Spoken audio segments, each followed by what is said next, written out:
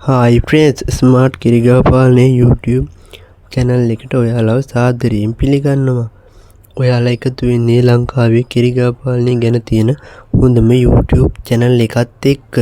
මම අද ඔයාලට කියන්න යන්නේ natural bypass fact එකක් හදාගන්න හැටි.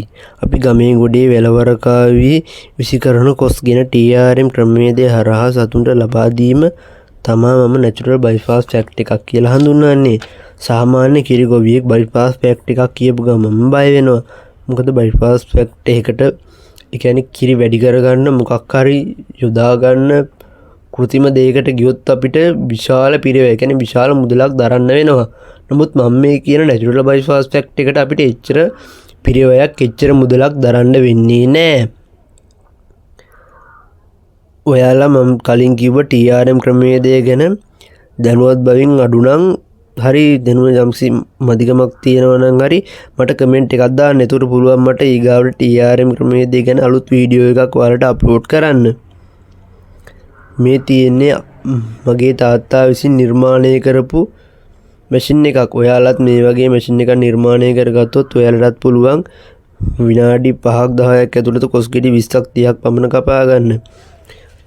මේ මගින් අපට කිරි ප්‍රතිශතය 120කින් පමණ වැඩි කර ගන්න පුළුවන්. වැඩි වාසියක් අත් කර ගැනීම සඳහා කොස් ගෙඩි ඉදීමට පෙර TRM ක්‍රමවේදය හරහා කිරි ගවයන්ට දෙවරුවක් කෑමට ලබා දෙන්න.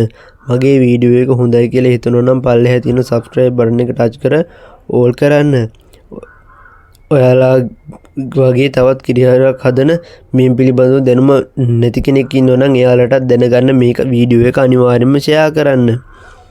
අදහස් තියෙනවා නම් කමෙන්ට් කරන්න. නැවතත් මෙවැනිම වීඩියෝ එකකින් ඔයාලව හමු වෙන බලාපොරොත්තුවෙන් මම සමුවර ගන්නම්. ස්තුතියි. ඔයාලට මම නැවතත් කියන්න තියෙන්නේ මට කරන උපකාරයක් විදිහට අනිවාර්යෙන් මගේ YouTube channel එක subscribe කරලා තියාගන්න. එතකොට ඔයාලට පුළුවන් මම දාපු ගමන්ම වීඩියෝ එකක් බලා ගන්න.